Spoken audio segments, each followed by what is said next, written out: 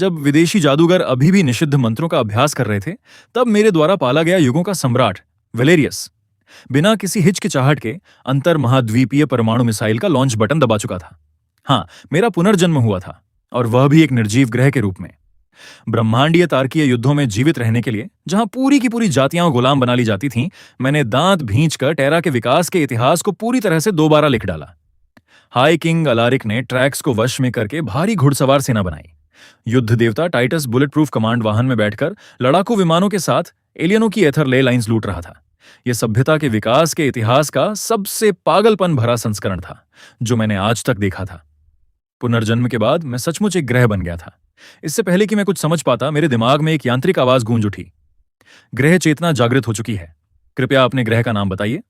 मैं एक पल के लिए ठिठक गया, फिर अनायास बोल पड़ा, टेरा। तुरंत एक डेटा पैनल मेरे सामने खुल गया।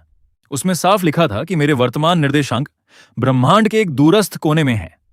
ग्रह के स्वामी के रूप में मुझे जीवन को विकसित करने और नई प्रजातियां बनाने का अधिकार प्राप्त था। लेकिन जब मैंने पैनल को ध्यान से देखा तो मैं सुन्न पड़ गया। पूरा ग्रह मृत और शांत था। न ऑक्सीजन, न सूर्य, और तापमान इतना कम कि डर लगने लगे। कोई दूसरा रास्ता न देखकर मैंने दांत भींचे और सिस्टम द्वारा दिए गए शुरुआती ऊर्जा बिंदुओं को खर्च करके जबरदस्ती एक देव निर्मित सूर्य बना डाला और उसे आकाश में टांग दिया। सूर्य का प्रकाश हर दिशा में फैल गया। जमे हुए ग्लेशियर पिघलने लगे। मैंने सीधे समय त्वरण को अधिकतम कर दिया। 10,000 वर्ष, 1,00,000 वर्ष, 2,00,000 वर्ष। मेरे ऊर्जा बिंदु पागलों की तरह जलने लगे।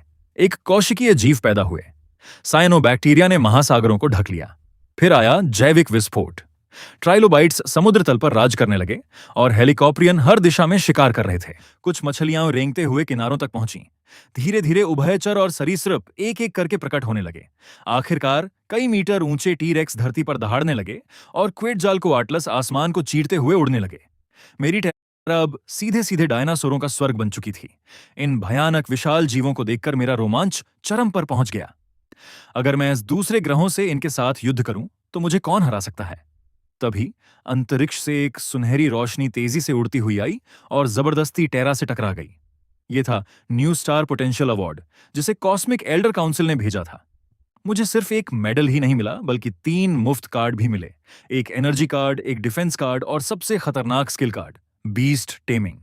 मेडल को हाथ में पकड़ते ही मेरा चेतन एक वर्चुअल कॉस्मोस प्लेटफॉर्म में खींच गया। जैसे ही मैं वहां पहुंचा, अजीब आकार वाले ऑर्क, कंकाल और एल्फ मुझे चारों तरफ से घेरने लगे।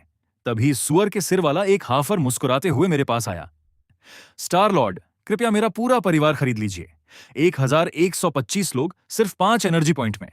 हम कम खाते हैं और बहुत मेहनत करते हैं। मैं स्तब्ध रह गया। क्या तुम भी स्टार लॉर्ड नहीं हो?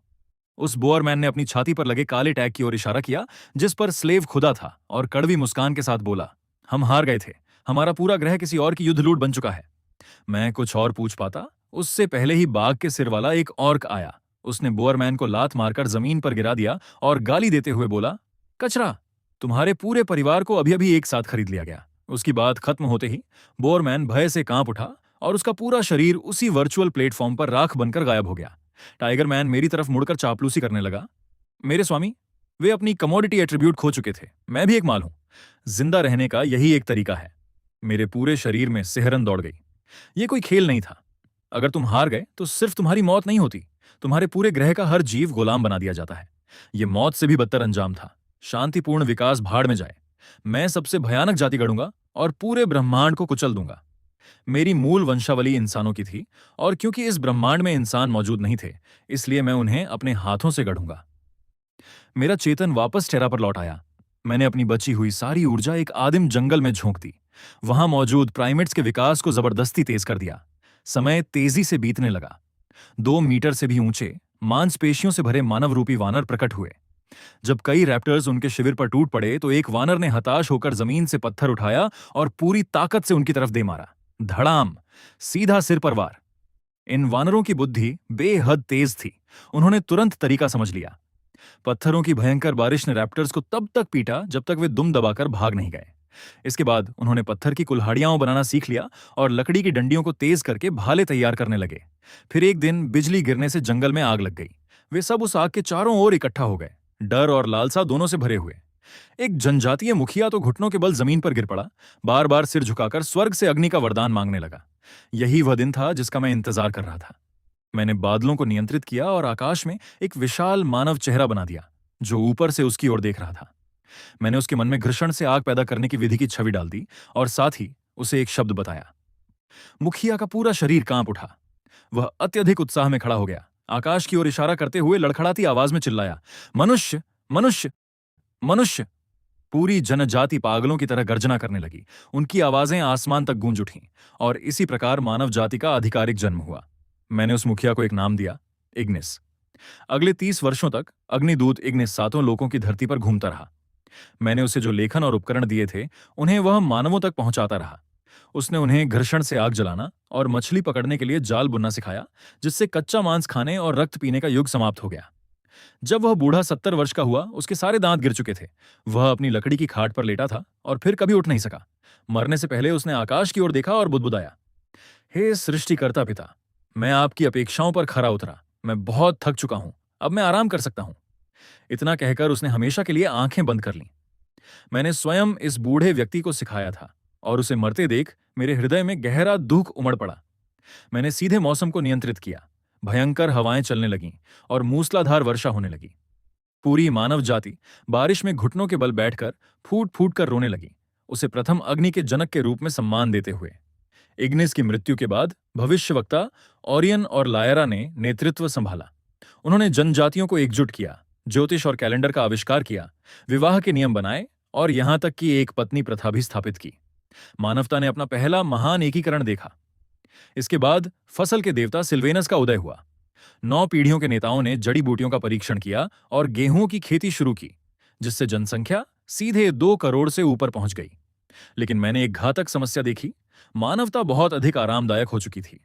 उनकी युद्ध शक्ति 9 लाख अंकों पर अटक गई थी और बिल्कुल भी आगे नहीं बढ़ रही थी। एक ऐसी सभ्यता जिसमें युद्ध न हो, देर सबेर दूसरों द्वारा नष्ट कर दी जाती है। मैंने सीधे उत्तरी महाद्वीप के संरक्षण कानून हटा दिए। मैंने सबसे क्रूर जीवों को उनका प्रतिद्वंद्वी बनने दिया। उस नरक जैसे वातावरण में एक बिखरी हुई जनजाति ने जबरदस्ती रक्त रंजित रास्ता बनाया। वे थे रैगनार की उन्मादी योद्धा जनजाति। जब उच्च राजा अलारिक ने केंद्रीय सेनाओं के साथ रैगनार पर धर्म युद्ध छेड़ा तो वह लगभग मिट्टी में मिला दिया गया। युद्ध भूमि पर अलारिक ने एक परिपूर्ण रोमन ढाल दीवार बनाई। दूसरी ओर रैगनार सींगों वाला लोहे का हेलमेट पहने था। वह विशाल युद्ध कुल्हाड़ी लहराते हुए पागल कुत्ते की तरह आक्रमण कर रहा था। ये उत्तरी बर्बर हर दिन टी-रेक्स जैसे राक्षसों से लड़ते थे और अपनी जान की बिल्कुल परवाह नहीं करते थे। तलवारें उनके शरीर को चीर देती, फिर भी वे दुश्मन की गर्दन काटने के लिए झपट पड़ते। रैगनार हवा में उछला और उसकी विशाल कुल्हाड़ी नीचे गिरी, जिसने एक ही वार में आदमी और उसकी ढाल को 2 टुकड़ों में काट दिया। अलारिक की सेना की संरचना तुरंत टूट गई और वे लगातार पीछे हटते हुए मारे जाने लगे। ठीक उसी क्षण जब अलारिक निराशा में डूब चुका था और अंतिम सांस तक लड़ने के लिए तैयार था, मेरी प्रणाली का पैनल लाल रंग में चमकने लगा। चेतावनी, टेरा की युद्ध शक्ति 10,000 अंकों के प्रथम स्तर के शिखर पर पहुंच चुकी है।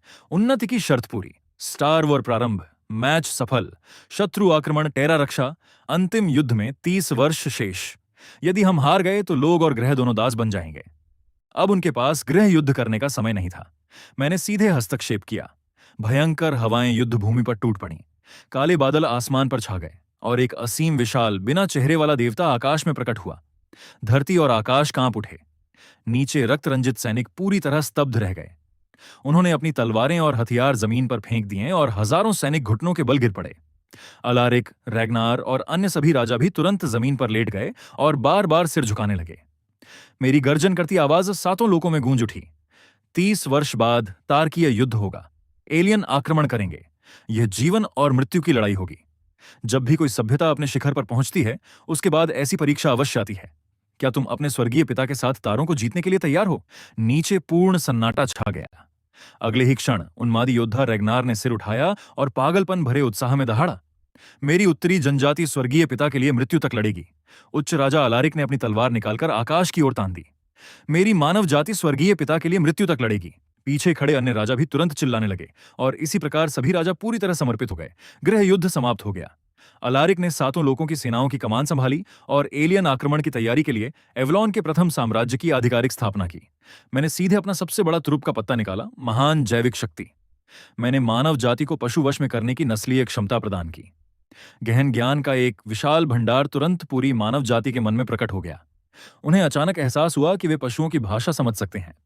पूरा एवलॉन एम्पायर पूरी तरह पागल हो चुका था। इंसान अब जंगली जानवरों से नहीं डरते थे। उन्होंने पकड़े गए ट्रैक्स के बच्चों पर लगाम डाल दी और उन्हें धरती की सबसे शक्तिशाली भारी बख्तरबंद घुड़सवार सेना में बदल दिया।